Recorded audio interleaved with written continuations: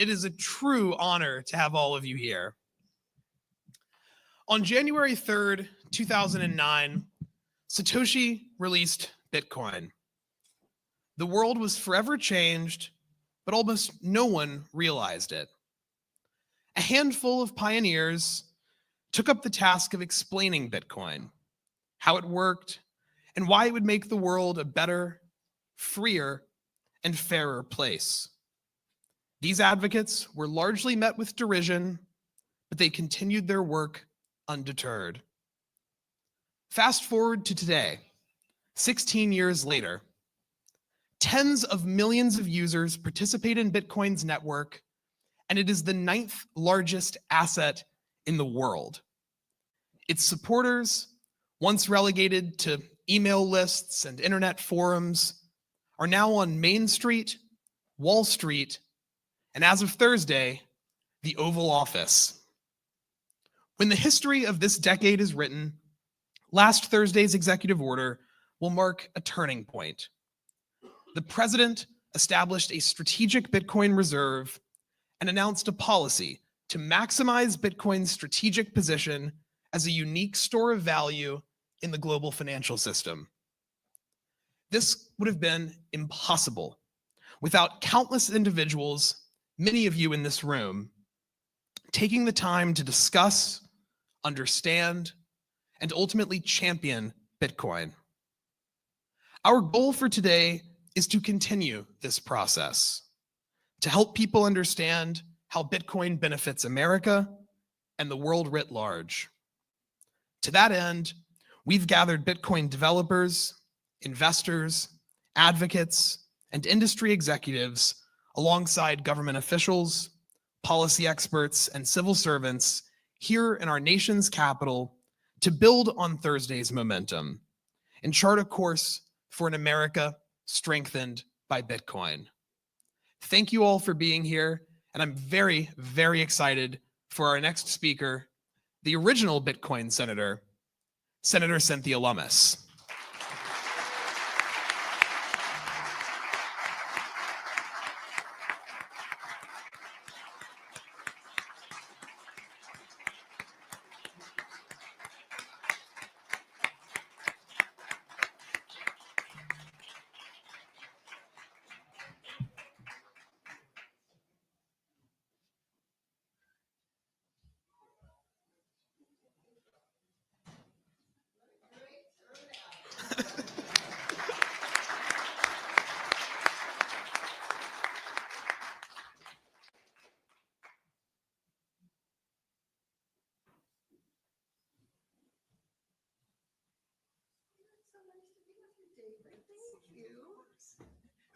Good morning, everyone. I should have walked around here sooner. I didn't realize how many people were here. This is a fabulous turnout. And I'm so excited to be here because I get to do something I never get to do, is being an honorary co-host, which means other people do all the work and I just get to come and enjoy. And enjoy is right, because this room really is filled with the leaders in this business, in this industry. People who got it before other people could see what was about to come. And now your vision from these past years is coming into full fruit and flower here in the United States. And it was truly a coincidence that President Trump's executive order and the announcements of last week at the White House coincided with today's pre-planned event. So congrats to the Bitcoin Policy Institute and to all of you for your prescient work in putting this together.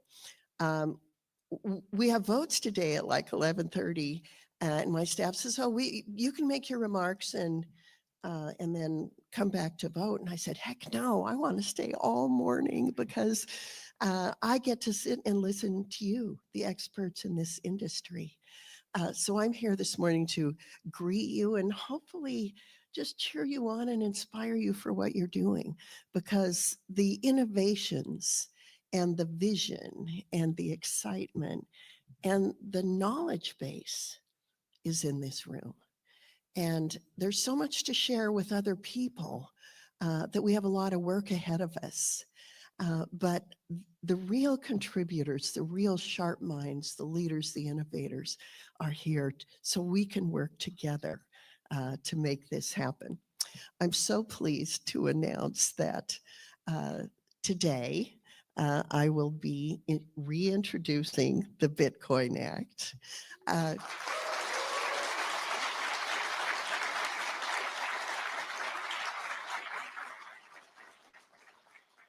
And I'll be joined here shortly by Senator Justice of West Virginia, who is one of the co-sponsors.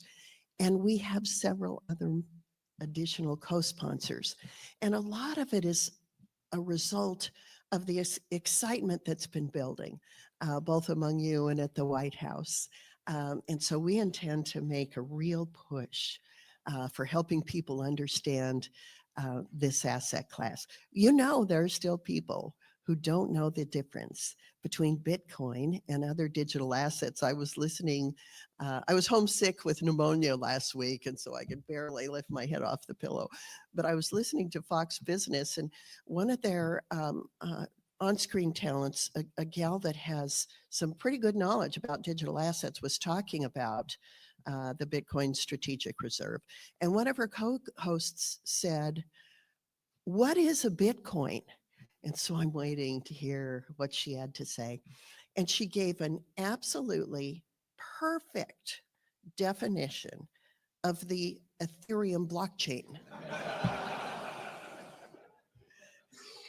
So there's still a lot of confusion out there about why Bitcoin is so unique, why it is digital gold, why it is a strategic asset, why it is freedom money, why it brings other countries into a system that allows individual freedom as well as freedom from governments that have hyperinflation or corruption.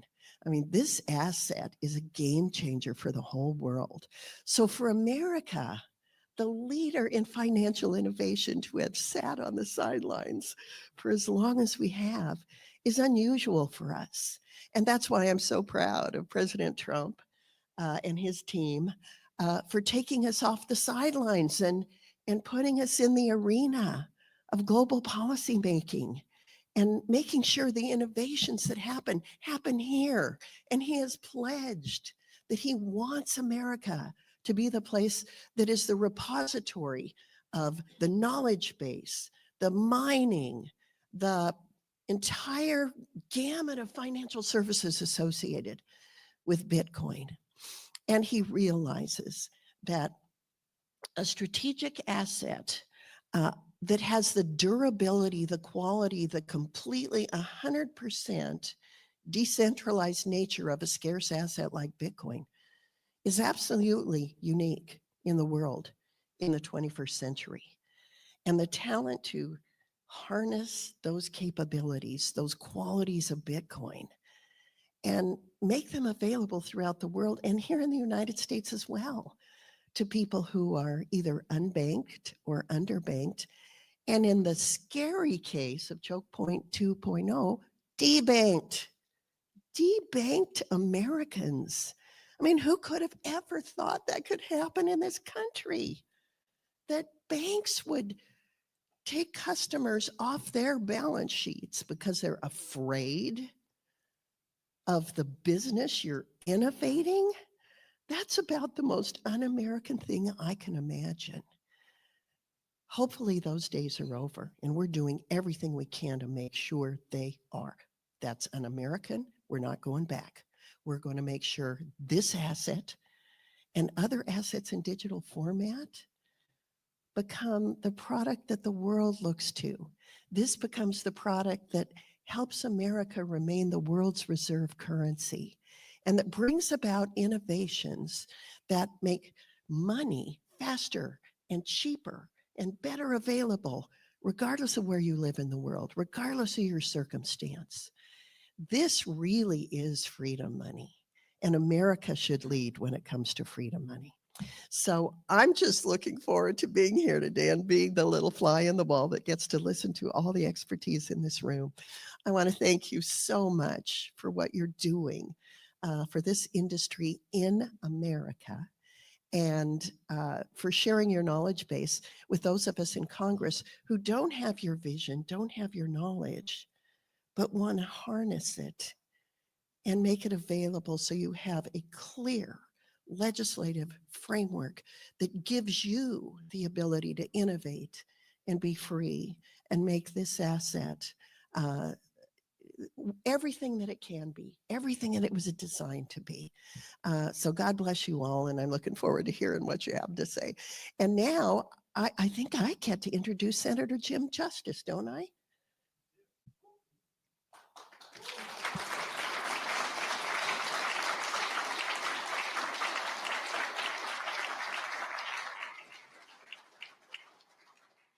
So what's really fun for me is I didn't know that Senator Justice was a Bitcoin guy. And we've had the opportunity to sort of get to know each other over this mutual interest. Obviously, he is a extremely knowledgeable businessman in many aspects of the United States economy. He's an innovator. And it's just so much fun to work with innovators because they're happy people. And I am delighted to be joined today with my dear friend and colleague, Senator Jim Justice of the great state of West Virginia.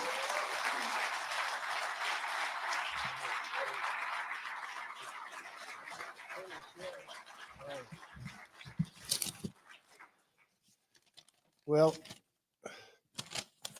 this is my notes.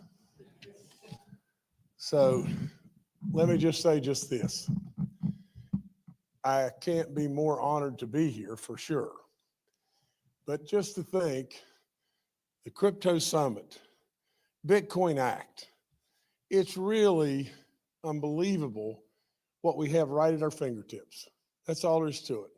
Now, I got a lot of gray hair, and really and truly, Senator Lummis is a superstar beyond belief. We have our president behind the movement right now.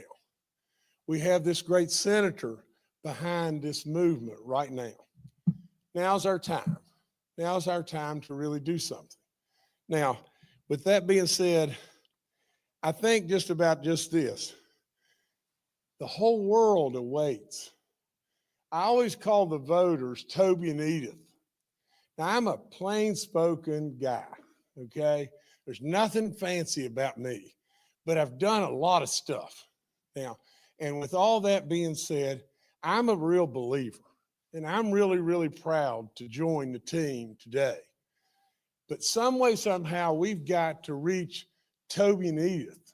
We've got to educate. We've got to do so much because right at our fingertips, there's so much opportunity, it's off the chart. You know, I think about, you know, and I know you've heard this 10 million times, but really, if you just explained and said, you know, there was a time we went from a horse to an automobile. We went from an automobile to a flying machine. Then all of a sudden we ended up on the moon, and now we're going to Mars. But in the financial world, we got to do the same thing. We have to do the same thing. And right now, we all know is our time, our opportunity. Like I said many, many times, I'm a business guy. I'm a real believer. I want to be on the team. I absolutely think I can bring a lot to the table. But with all that being said, I've got to say just this.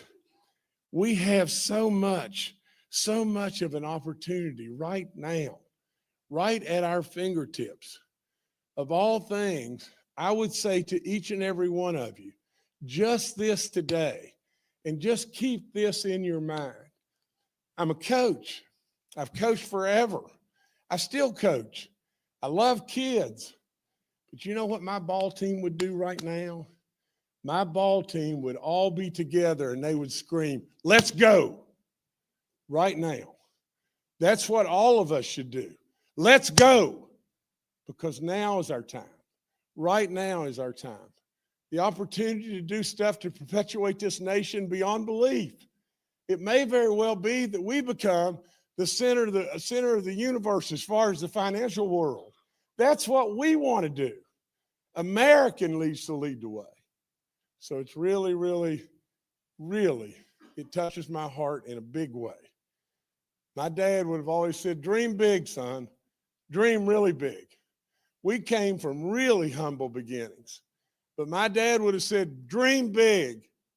And my ball team would say, let's go. God bless you. Thank you so much.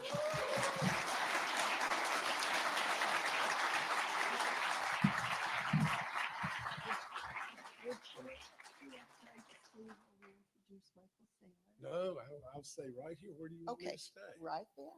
Can I sit in this chair? Absolutely. Now we're talking. Yes. So it is my privilege to introduce the next speaker, Michael Saylor. Now, Michael Saylor, as we all know, is truly an original visionary. He could see what was coming before so many of us, and he made this a pivotal investment strategy that has just turned to digital gold left and right. He has articulated the qualities of Bitcoin in particular in every remark he gives, and he helps people understand what it really means to be fully decentralized, fully scarce, fully durable, and all of the other assets that make Bitcoin digital gold. He's just one of the true leaders in Bitcoin policy. He has helped me understand this asset and provided me with tools and mechanisms to help educate my fellow senators. And we'll be using those, Michael, as the days and months come forward here, and Senator Justice and I have the opportunity to share the knowledge that you have shared with us. Please welcome Michael Saylor.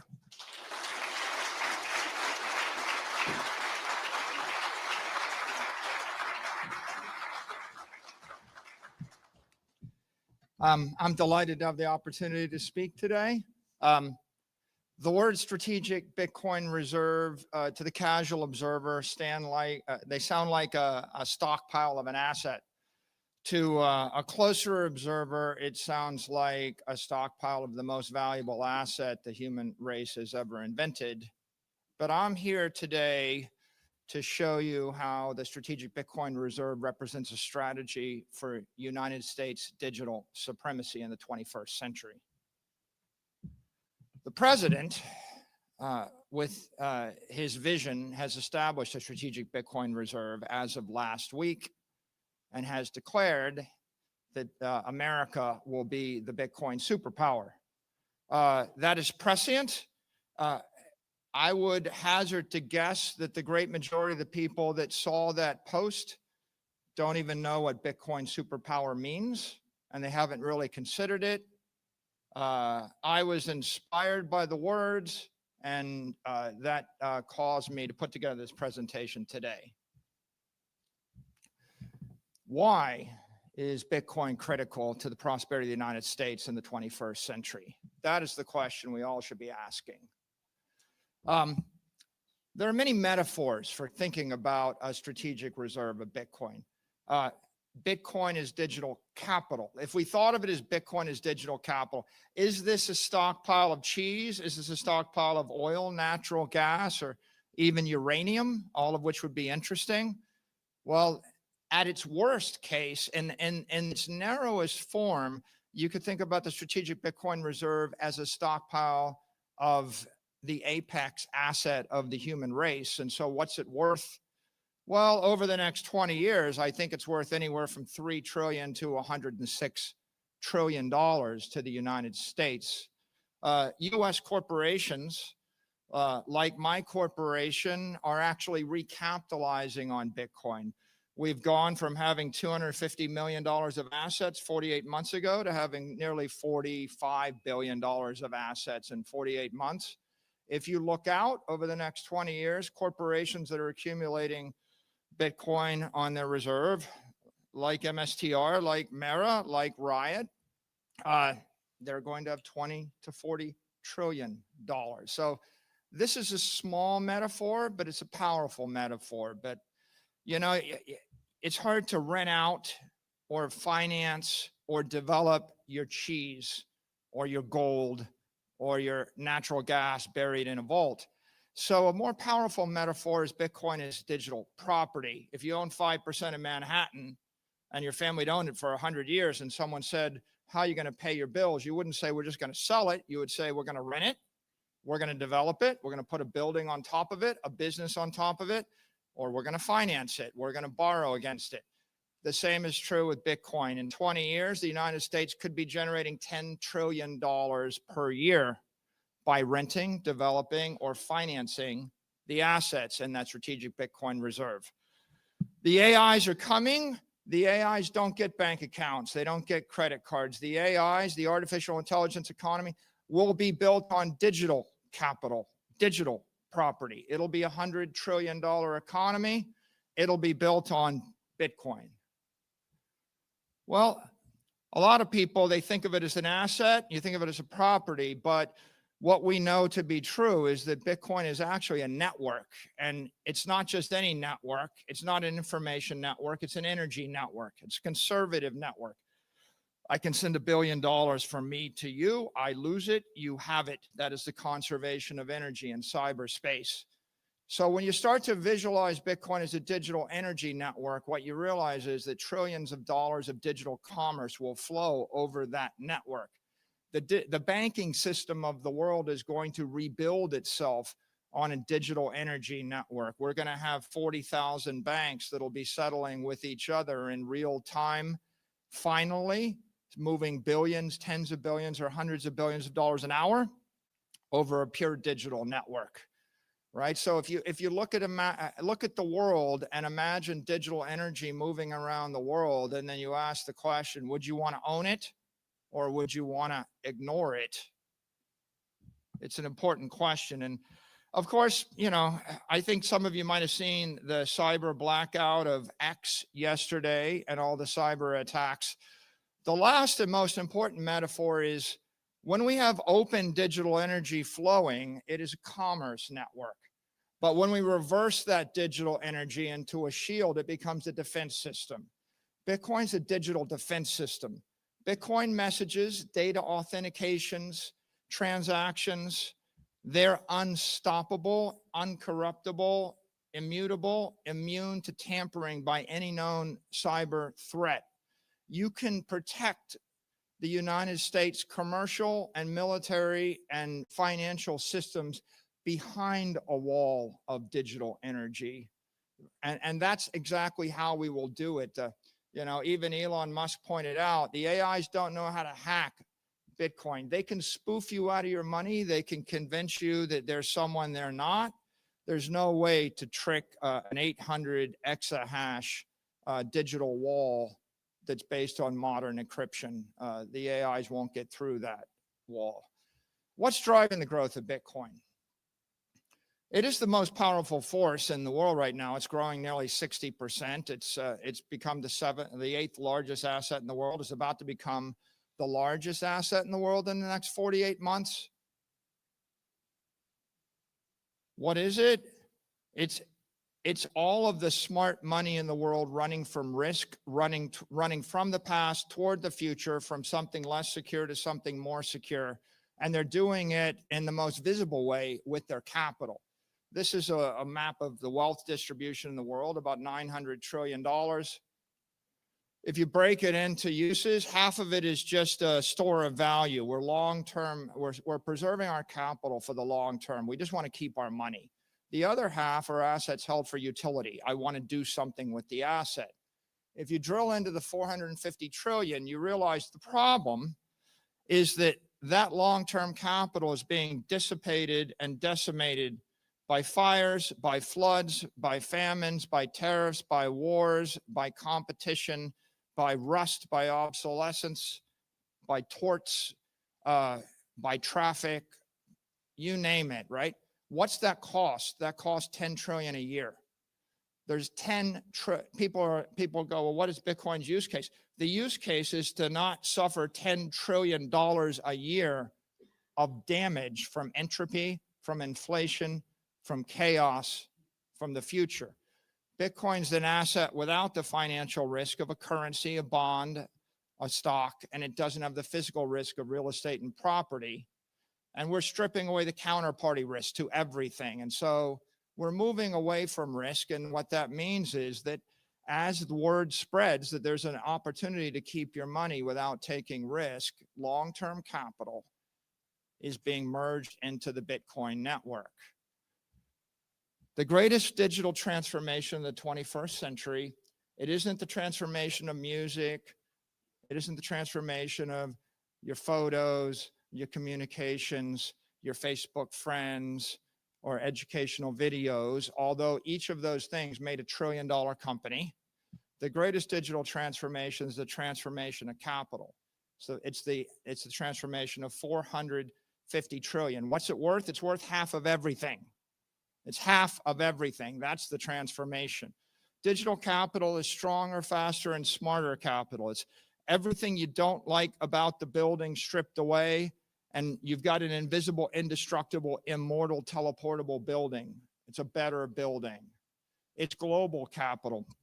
It's everybody that's living in Asia and Africa and South America would move to the U.S. if they could. They'd move their money to the U.S. if they could. They want the currency of the U.S. They want the property of the U.S. They want the security of the U.S. They want the values of the U.S. But they can't have it. So the second best thing they can have is move their money into the Bitcoin network, which has all of the values, protections, and security of the U.S. Bitcoin is immortal capital, right? You can keep your money for 1,000 years. A 10 basis point fee works out to a useful lifetime of 1,000 years. All the other long-term capital assets have a life of 10 to 100 years. Find a business you want to invest in that'll be around for 500 years. Find a building that will last for 500 years. Find a bond that will pay off in 500 years. Find a piece of art that'll still be legible in 500 years. And finally, what we all know in this room is that Bitcoin is, and digital capital is ethical capital. It's the only thing in this world you can truly own. If you have possession of the keys, if you have possession of the knowledge of where the keys might be, you own the thing. No one can take the thing away from you. Everything else you have in this world, you own at the pleasure of someone more powerful than you until they decide to take it away from you. Satoshi gave us property rights, sound money, sovereign money.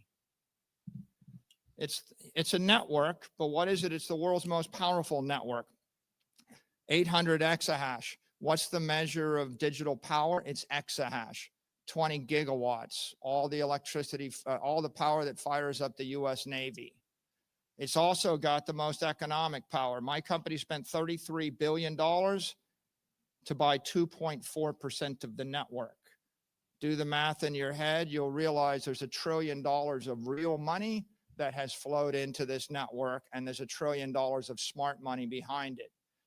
It's the world's most global, fault-tolerant, unstoppable network. Each of those ASIC chips is hundreds of thousands of laptop computers. You'd need trillions and trillions of computers to dent this network. And then, of course, many people say, oh, I get it. It's a network effect. It must be a network. Yeah. Well, it's not a Metcalfean network. That's just enough information about networks to hurt yourself. It's not getting more powerful with the square of the number of nodes. It's getting more powerful based upon the amount of mass, energy, and capital flowing in the network. It's a Newtonian network, like the solar system. When the white dwarf comes past your planet, it's going to suck the atmosphere off your planet. A white dwarf is not the same as an asteroid the same size. They are different.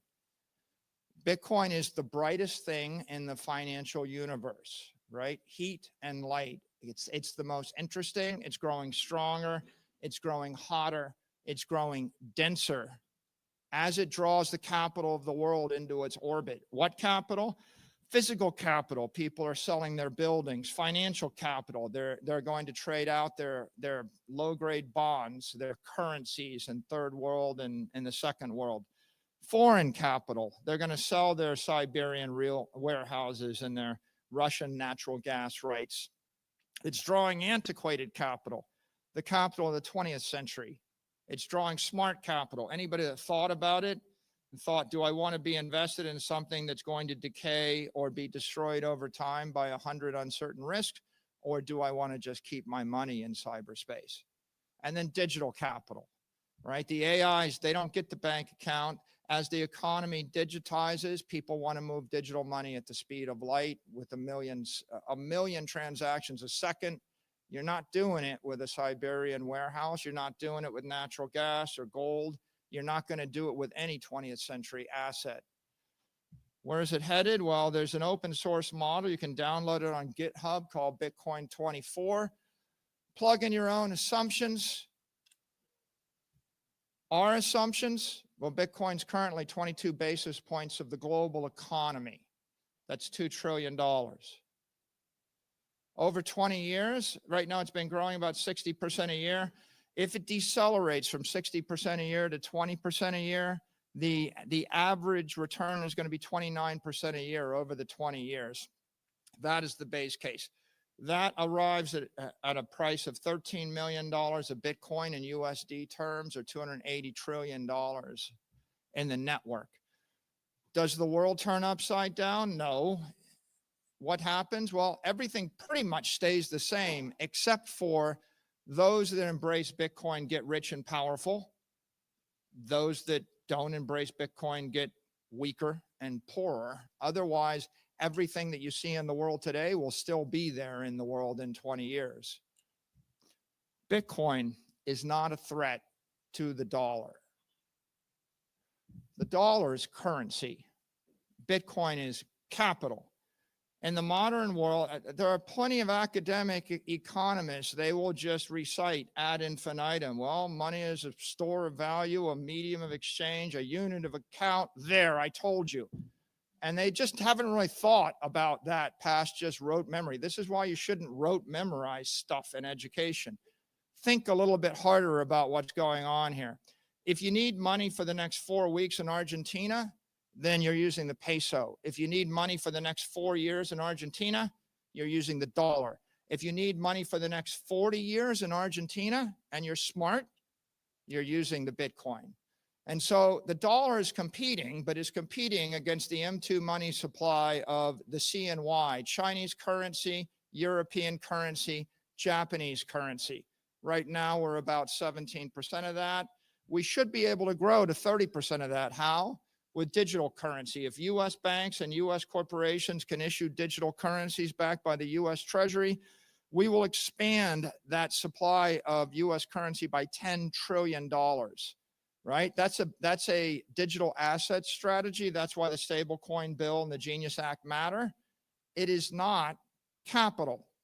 Bitcoin is less than 1% of the capital of the world. What does it compete with? Not the dollar. Bitcoin competes with property, equity, and bonds. Property, equity, and bonds. And what is it? It's 1%. And what is it going to? I just showed you the shocker $13 million Bitcoin forecast. That gets us to 13% of the capital in 2045. We have two strategies. Expand our currency to dominate the world with the digital currency of choice. Expand our capital to dominate the world with the digital capital of choice. Why should the U.S. want to be the Bitcoin superpower? You cannot remain a sovereign nation if you lose control of your airspace, outer space, or cyberspace. This is a truism. It's pretty important. We're not talking about making a little bit of money here. We're talking about defending the American way of life. A superpower has to keep the air routes open. You must be able to fly, not just fly from here to London. You need to be able to fly from New York to Chicago. If you look at what happened in the first Gulf War, we took control of Iraqi airspace. Within a week, their entire country was non-functioning. Some people would say within 48 hours, they were non-functioning. This country won't function for 48 hours after we lose control of our airspace. How do we protect it? We have Air Force bases. We have military aircraft. This is evolving. It will continue to evolve. Drones, very sophisticated defense systems. We have to keep open our sea lanes. This is a truism for 1,000 years. The Carthaginians knew it. That's why the Romans destroyed them. The Carthaginians had destroyed the Venetian fleet. Every single port in the Mediterranean that was a Venetian port was also a Roman port, was also a Carthaginian port, was also a Phoenician port. Why? Because you must keep the sea lanes open if you would be a superpower. If I cut off your sea lanes, I choke your economy. The Japanese determined this or found this out in World War II. Sea power requires naval bases operating appropriate ships. A superpower has to keep its cyber channels open. What does that mean? It means your communication channels for digital information, but it also means your communication channels for digital energy. I need to be able to move a signal, but I need to move a $10 billion chunk of money. I don't just need to keep the cyber channels open around the world. It's not just I want to move that information or that energy between New York and Tokyo. If I lose control of cyberspace over the United States, I can't move information between New York and Chicago, right? You lose cyberspace, you'll lose your own digital economy. What would you do if your enemy got control of your cyberspace? You saw just, again, yesterday, you can't even log into X. Well, what happens when you can't log into your bank account? Cyber power requires Bitcoin miners operating ASICs, throwing up a wall of digital energy. And you want to hope that more than 50% of that is controlled by you or your allies. What does it mean to own cyberspace? If you want to be a Bitcoin superpower, you need to own the asset, own Bitcoin, but that's only half of it. Owning all of New York City and losing control of the sea lanes and the airspace above New York City is a Pyrrhic victory, right? You won't own it very long. It'll get shredded. You have to control the network, the cyber network, the digital energy network that flows around the world. AI is the future. The computers, the AIs, they're smarter than us. They're going to think faster than us. At some point, they'll be thinking 1,000,000 times a second, talking to each other, right? And if you want to build the greatest economy in the world, your cars need to drive themselves. The robots need to think. The factories need to think. And your agent needs to be thinking 1,000,000 times a second about how to do something useful for you. Digital intelligence requires digital energy, which has to be secured by digital power in order to engage in digital commerce. When I say digital commerce, I don't just mean buying trinkets on Amazon. I mean moving all of the money and securing all the assets of the world. I mean 950 trillion going to 4,000 trillion dollars of assets. And it couldn't be clearer where that's headed right now. The unit of digital energy is the Satoshi. The unit of digital power is the exahash, right? What are the benefits to America of the Bitcoin strategy? Embrace Bitcoin. We own the 21st century. All the money, all the capital of the world is moving out of the 20th century. Everything that made sense, every educated financier was educated in the 20th century. They were taught a bunch of bromides, a bunch of rules. All of those rules probably made sense in the 20th century. The way we fought World War II is not the way we fight World War III. Every military doctrine, every financial doctrine, it might have been right at one point. It's not right any longer. Trillions of dollars of capital is going to flow from those physical and financial assets into digital, into the Bitcoin network. Okay, you might say, well, I'm making a strong assertion. Bitcoin is the digital capital network. I'm not just the one making that assertion. The President of the United States made that assertion last week, explained by David Sachs on Friday night. He said, Bitcoin is the only crypto asset that is truly decentralized. It is special. Maybe in the future, there might be some other digital capital. The US government doesn't recognize any other digital capital, nor do we. And that's because 99% of the power in the crypto ecosystem is in the Bitcoin network. If you want to own cyberspace and own the future, you need to own it. Embrace Bitcoin and strengthen the dollar. We have the chance to establish, own, and control the global digital capital network that is Bitcoin.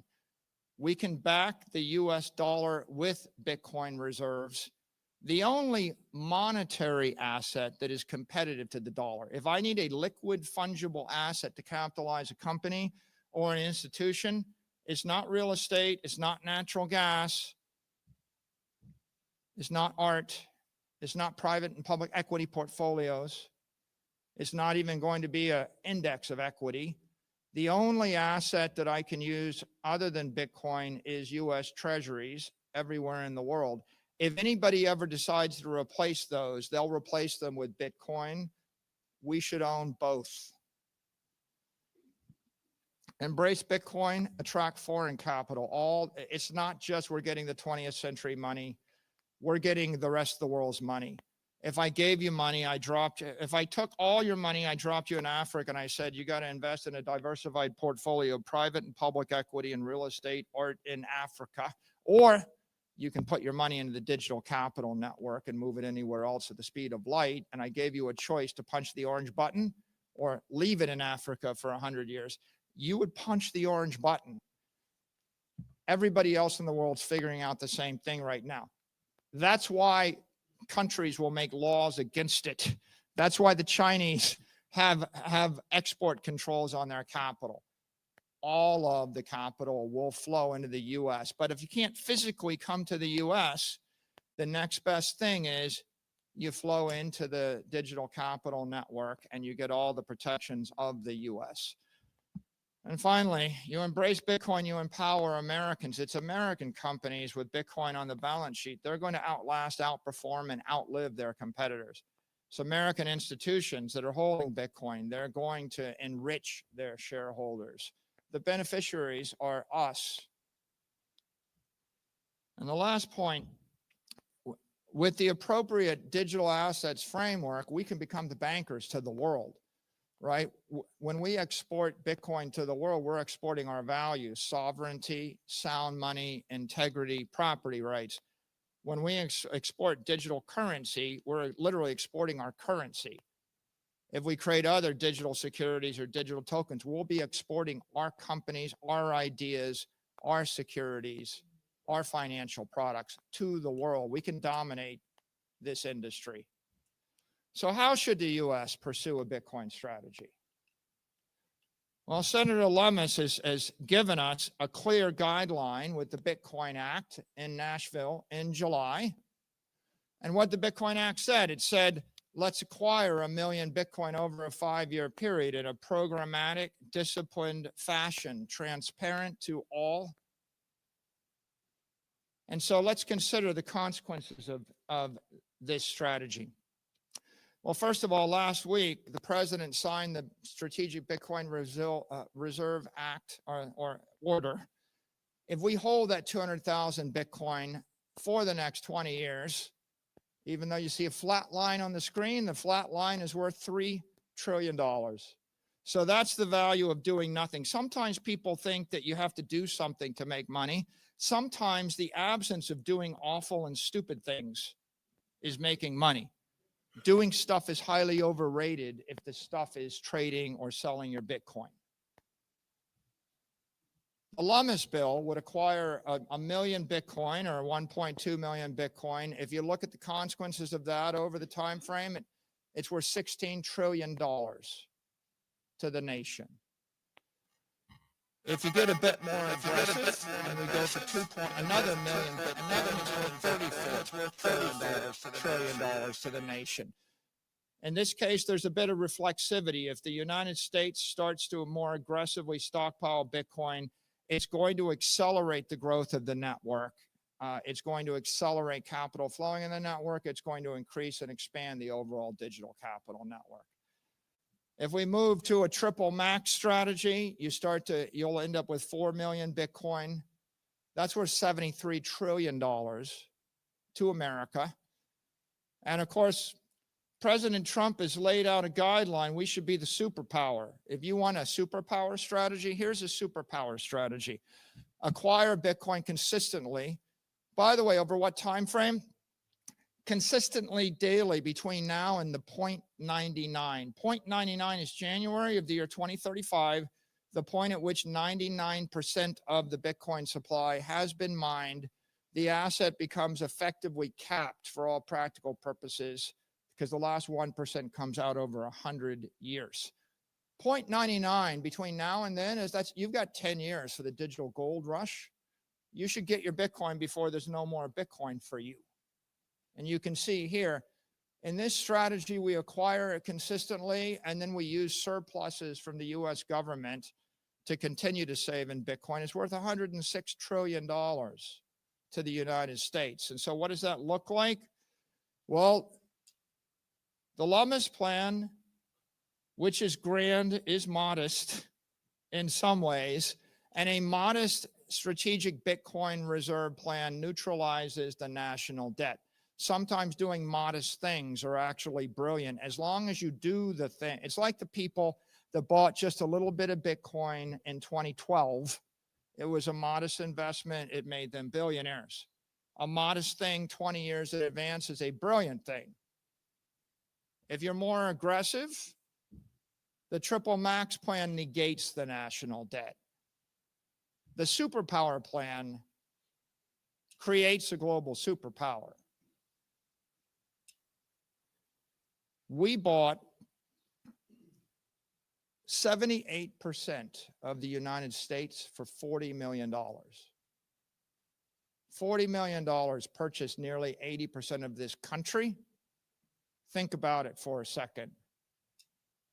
Bitcoin is the greatest opportunity of the 21st century, right? It's worth anywhere from 3 trillion to 106 trillion, depending upon how programmatic and aggressive we want to pursue this opportunity.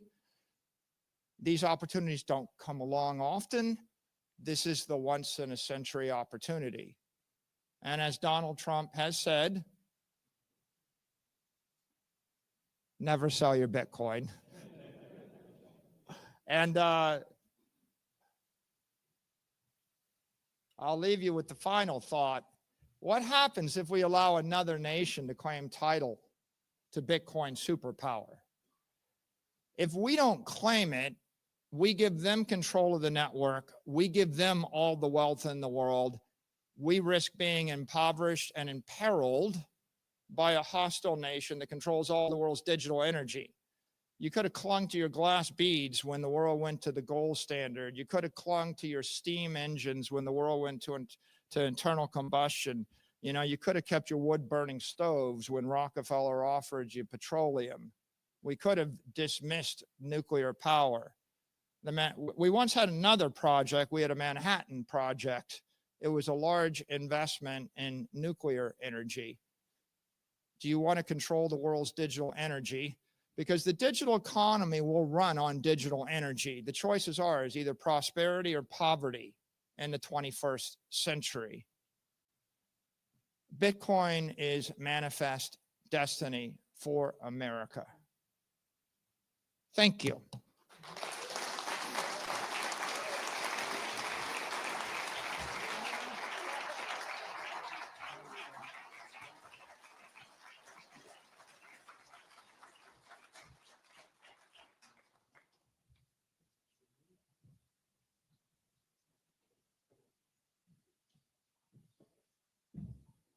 Thank you, Michael.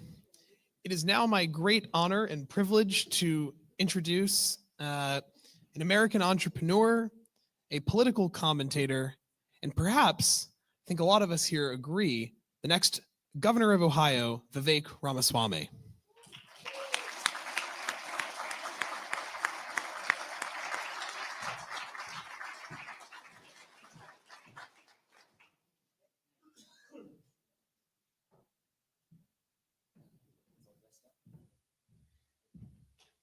As dressed up as I am. I like this. This is a nice audience. That's good to be here, and great to hear Michael's comments. I want to thank all of you for taking an interest in a subject that falls outside of the standard Washington talking point menu, at least as of now, but which is going to be highly relevant to our future. And frankly, I'm grateful to President Trump for being the first president in modern history that has taken a serious interest in the future of really all of the sectors in the future, but including Bitcoin and the future of related crypto policies. And I think that part of the golden age for America will be a golden age of not just Bitcoin, but thoughtfulness about our approach to the future of Bitcoin. And that's part of what the Bitcoin Policy Institute is opening up today, is dialogue around an important subject that we, I think, have not yet wrapped our heads around as policymakers. And I want to say thank you for the invitation today. It's why I wanted to be here. Now, I'm going to approach this discussion from a little different lens than Michael, whose tail end of remarks I just heard. I think he did a fantastic job. A little different than the standard case you might hear for the accumulation of a Bitcoin strategic reserve or stockpile. You could define these terms differently. That's a little bit more generalizable. It's not grounded on a bullish view on Bitcoin, though I do happen to own Bitcoin and I'm bullish on Bitcoin. It doesn't have to do with even thinking about the national strategic position of the United States, as you just heard from Michael Saylor, and I agree with a lot of what he said. But it's a different vantage point altogether, grounded in the principle of capital discipline. I'll tell you what I mean. For the last decade and a half, we have operated in an era of easy money.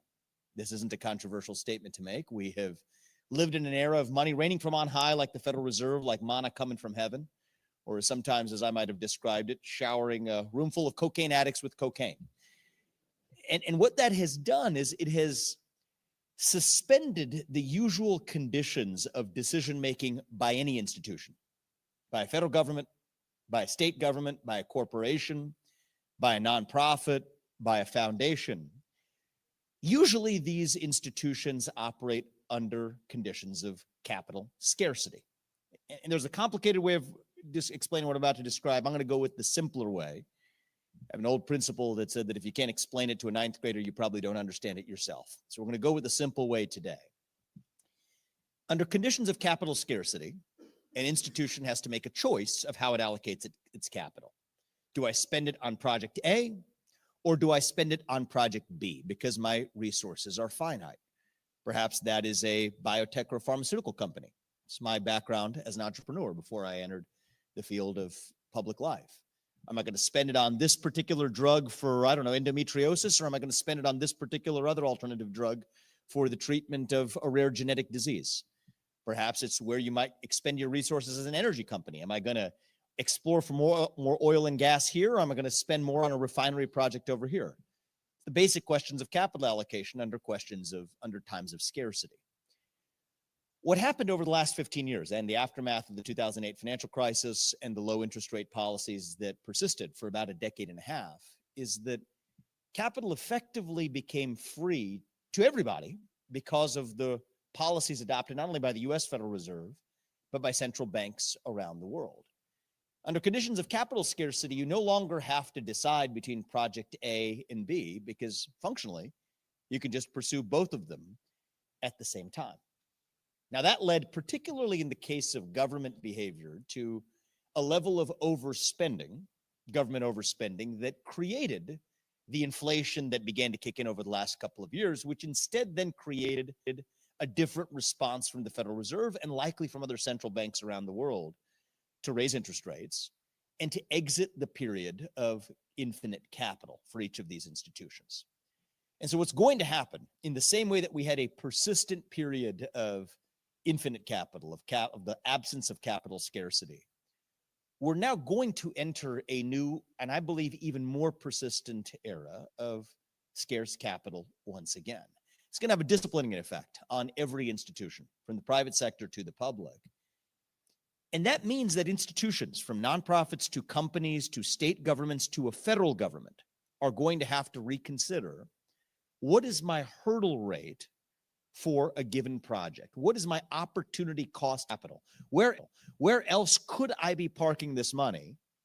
At what rate of return? And to compare that to the internal rate of return on a different project that I might pursue. I'm going to give you the simple version of this. In a simple version of the world, I would break it down into two categories of projects that a company, a nonprofit, a state government, or a national government could pursue. We'll consider areas of capital investment, and areas of high risk capital investment. Now, of course, this two-category model is false. It's a continuously varying spectrum of risk, but for the purpose of simplicity, consider it this way. There's low risk, let's say you're a company. There's a low risk project you could pursue and a high risk project you could pursue.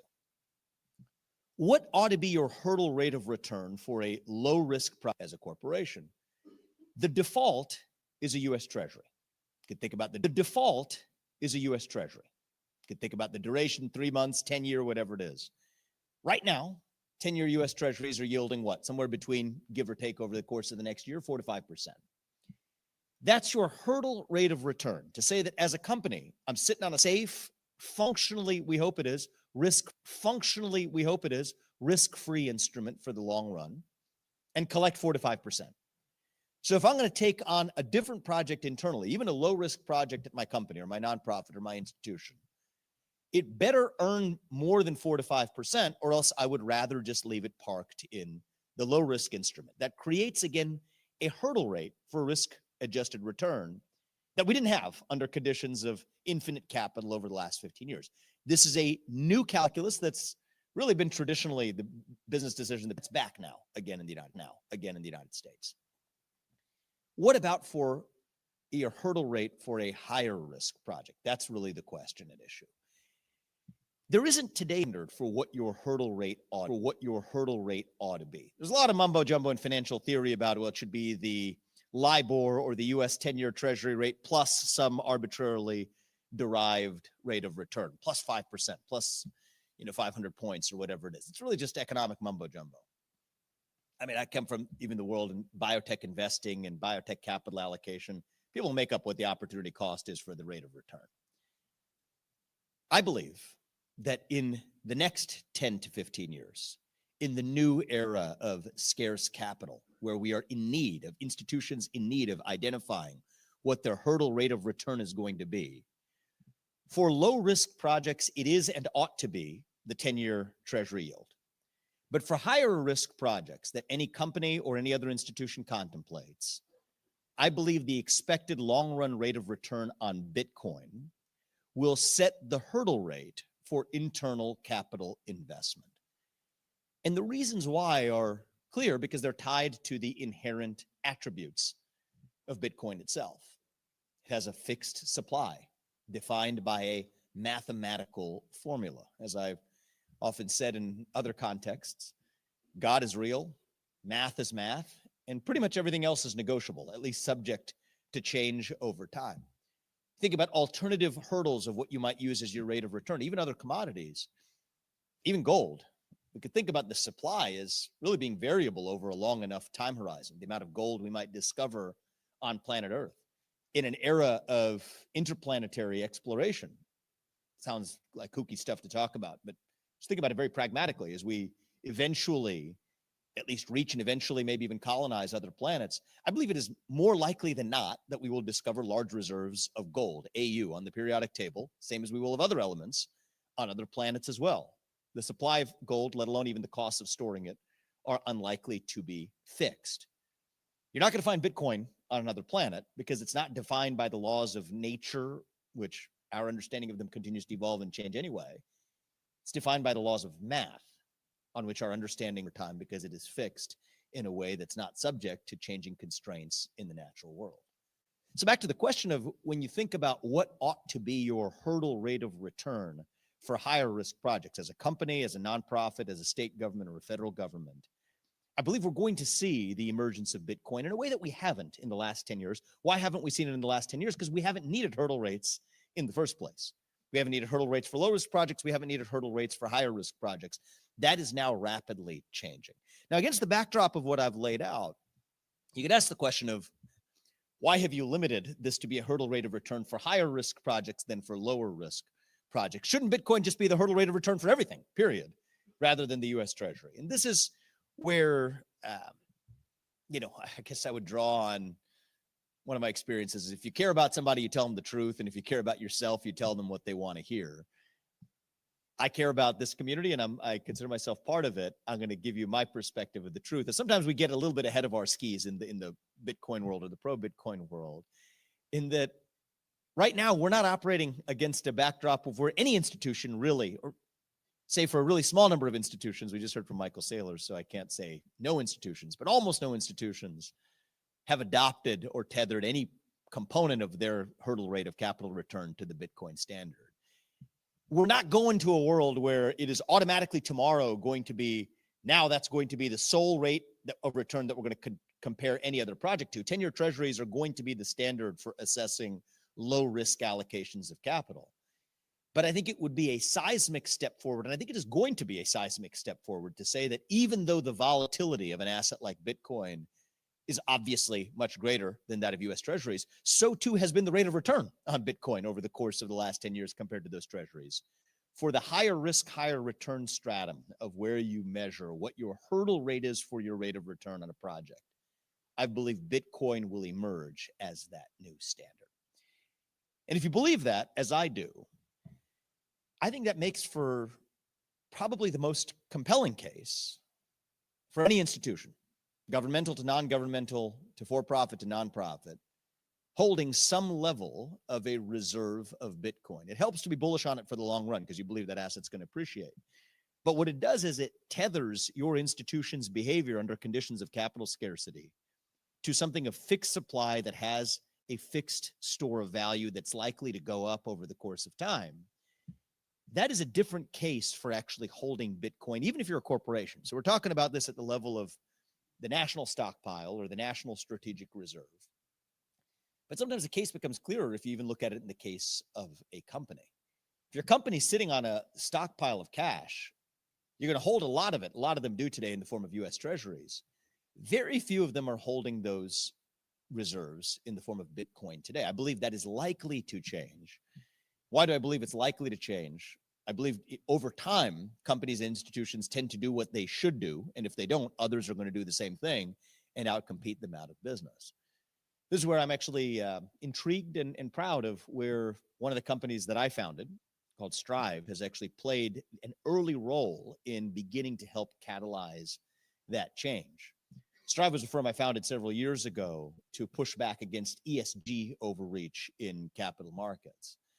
And what you saw in corporate America was many companies were in that realm adopting policies that were hostile to their own self-interest. Energy companies producing less oil and gas, even under times where it would have been more profitable to do so in the name of environmental mandates. And what Strive did at that time, I give this to you as backdrop for what I'm about to tell you, was vote proxies on behalf of the assets that it managed in boardrooms of these companies, affecting the behavior in these boardrooms, against those ESG policies in favor of whatever policies maximized actual overall value for that corporation. At the time we began and embarked on that project, it was unthinkable that we would be where we are today, where peak ESG is in the rearview mirror just a few years later. A lot of that private sector efficiency, closing the inefficiency gaps, they closed far more quickly than you'd ever expect from the benefit of the vantage point of a rearview mirror and the benefit of retrospect. I think we're going to see the same thing with respect to the corporate stockpiling of Bitcoin. Strive actually recently became one of the few, if not only institutional asset managers, certainly one of the few, that voted in favor of a shareholder proposal at Microsoft to be able to put Bitcoin on its balance sheet. And that feels to me about as contrarian today as it did several years ago to vote against the ESG policies in the boardrooms of companies like Exxon and Chevron. And as unthinkable as it was that ESG would be in the rearview mirror then, how quickly we saw that change catalyzed. I think that's what we're likely to be saying a few years from now, looking at just the normalization of companies saying that obviously now in an era of no longer free capital, we have to rethink what our hurdle rates of return actually are from projects that go from low risk to high risk. And so on the front end of change, it's often hard to imagine what that change looks like. It often seems daunting, impossible, or you imagine time horizons that are measured in decades rather than years. And then in retrospect, what you realize is if that was obvious, if it was actually grounded in truth, things tend to happen far more quickly than we actually anticipate. And so the thing that we ought to debate isn't the time horizon over which it happens, but the validity of the argument of whether or not the underlying proposition is true. And I think we ought to have room for reasonable debate about this. Somebody might make, what's the best possible counter argument to the view that I've shared here? I try to think about that. Otherwise, you don't really understand what you believe. One argument could be, no, we should just put it in the S&P 500. That's your opportunity cost for your rate of return. If you're a company that is in the S&P 500 or aspires to be, that has a certain kind of circularity to it, right? Because you think of yourself as allocating your capital to a certain opportunity cost of return on your capital in a way that's different from and diversified from the underlying risk of the projects that you're evaluating. It doesn't quite make sense to put it in that same asset class that you yourself are comprising and a part of. At the same time, it doesn't make sure to put it in 10-year US Treasury yields. It's still being 4 to 5%. For the higher risk opportunity cost of capital that you're measuring against your internal rate of return on your project, 4 to 5% isn't going to cut it either. So I think you could take the same, try it on like a set of clothes for each of the alternative asset classes. And I think in the end, you're left with a less compelling case than you have for an asset class that is now here to stay, that has a demonstrated history, now measured in decades rather than years, and has the attribute of a fixed, mathematically defined supply, a characteristic that even gold doesn't share. And by the way, gold used to historically be that hurdle rate for that opportunity cost of capital for institutions holding gold in their reserves. That's why I believe that it is going to be, I can't tell you when it's going to be, whether it's going to be next month or next year. I don't think it's going to be the next decade that you begin to see more private sector institutions, nonprofits and corporations included, holding their own reserves, call them stockpiles or reserves of Bitcoin in their own treasury. And I think that is going to happen even sooner than you see sovereigns actually adopting the same, both states, nations, and including our own. And the reason I say that is usually you see the sovereign behavior follow that direction in which the private sector is already headed on its own. One of the things I've learned is politicians, they tend to be followers, not leaders. I do think we have an exception right now in the White House of a guy who is a business leader that happens to be serving as the US president. So we do live in an exceptional era in the United States right now. But as a general rule of thumb, I think people in Washington, D.C., I don't mean this as a slight, it's just a pattern of how history tends to work, take their cues from the private sector. Funny, people even look at decisions or bold decisions that were made, like Brown versus Board of Education, 9-0 Supreme Court decision that ended segregation in our schools. The little left out fact of that, even in the narratives here in DC, is that was already, desegregation was already trending. It was already a horse that had left the barn. All the DC, in this case, not policymaker, but court came in with a unanimous decision to do was to put a stamp, its imprimatur, to finalize a trend that was already inescapably and irreversibly underway in America. Now, to bring it back to the realm from civil rights and desegregation to the realm of Bitcoin and financial markets, I think we're actually going to see basically the same thing in the realm that we're here to talk about today, is that private institutions under this condition of capital scarcity, the renewed conditions, I should say, the normalized conditions even of capital scarcity, are going to take their cues from private sector actors that look themselves in the mirror and ask themselves, to be competitive, they have to now make decisions again based on what the opportunity cost of capital is or isn't. And it will only be the natural extension of that, the natural and unavoidable consequence that nations and states follow suit in making the same kinds of decisions for themselves. So that was a bit of a technocratic or rather dry case, if I may say, for why I believe we ought to have a strategic stockpile, reserve, whatever you want to call it. These names can be used interchangeably. They have different connotations. Is not just a Bitcoin to the moon mantra, although that might be a little more arousing. And I could give you that version of it. But I think the real reason is grounded in just first principles of how an institution ought to make decisions under conditions of capital scarcities. We require hurdle rates for return. And my prediction, not always right about these things, but my prediction is that you're actually going to see the private sector move more quickly in this direction, could be quite quickly in this direction, sooner than you actually see sovereigns move. But very quickly thereafter, the sovereigns will line up and follow suit in a way that seems unthinkable today, but in retrospect, a few years from now, will seem the obvious consequence of the conditions and the era that we were in, much as we saw in the evolution and devolution away from ESG. I'll close. I'm going to violate a rule I usually apply in these speeches. Is the advice I give for people asking me for advice on giving an effective speech is you make one point, make it well, and then get off stage before your time is up. My time is effectively up, and I already made my 1 point, but I'm going to violate my rule anyway and just here make a second point anyhow, because I think this one is also important. In some sense, that has nothing to do with Bitcoin. And in another sense, I think it has everything to do with Bitcoin.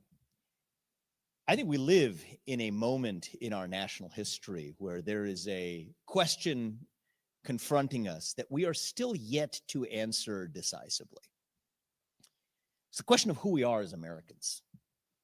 We're a disparate people spread across a vast geographic expanse, bound together by what exactly? It's a question of our time. We don't have a common religion. We don't have a common race or ethnicity. These are things that bind most nations together, a common genetic lineage, a common heritage. That's not us. Never has been, certainly isn't today. What is it that binds us together across those different, diverse attributes? I believe it is a common creed, an ethos that binds us together as Americans. It is an ethos captured in the Declaration of Independence that set the country into motion 250 years ago. It is an ethos actualized, concretized in the U.S. Constitution, which I view as the greatest operating manual for a nation in human history.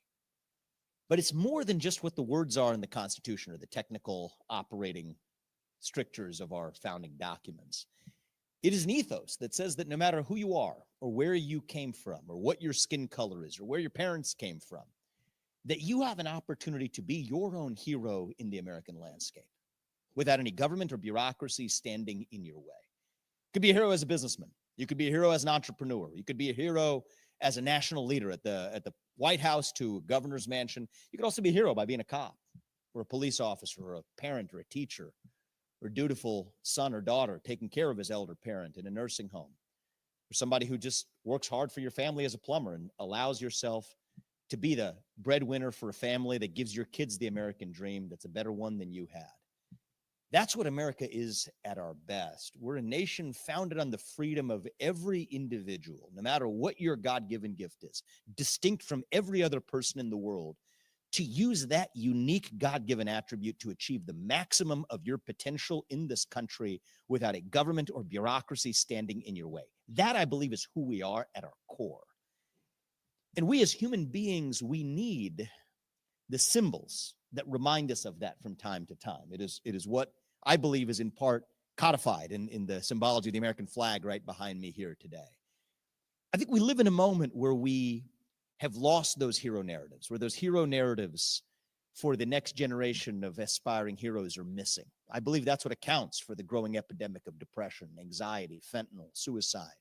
And against that backdrop, I don't want to oversell this or overbuild this up, but I think there's a role to recognize that ethos of America and the way in which that at least overlaps with the ethos of Bitcoin as well.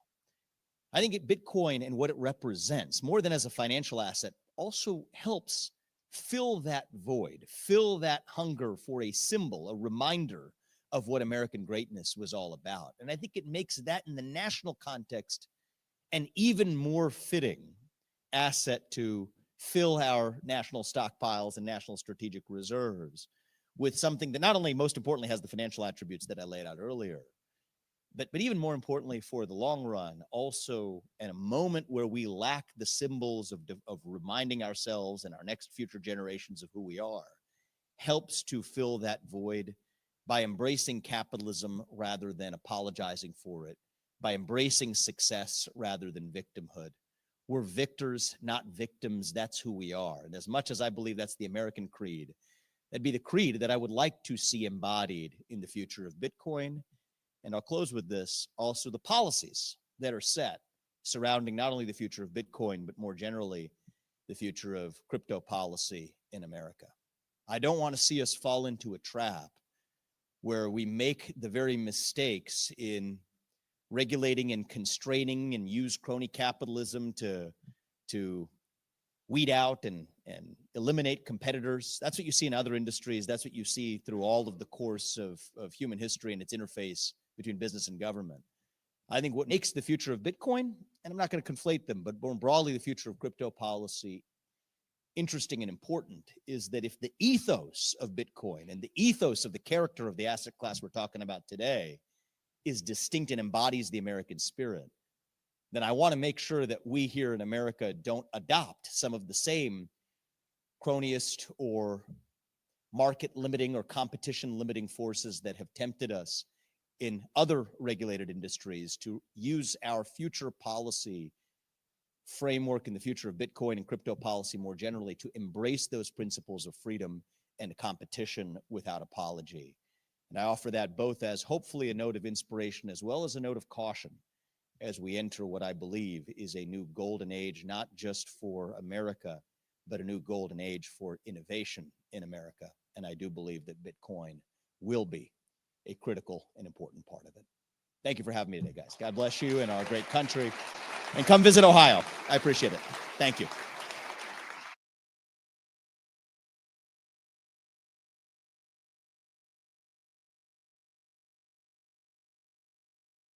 As we're getting set up for a fireside that I am really excited about, wanted to make a few quick announcements. One, I noticed there's a number of people standing in the back.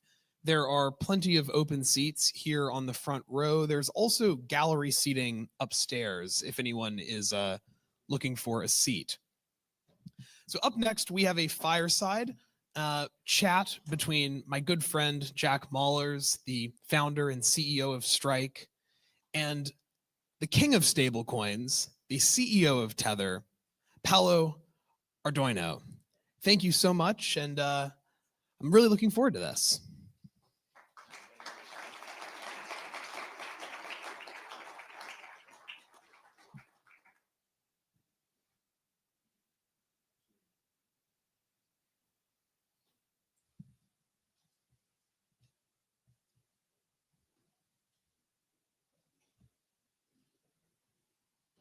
While we're waiting for Jack and Paolo, given that I'm neither of them, we will have a coffee break after this.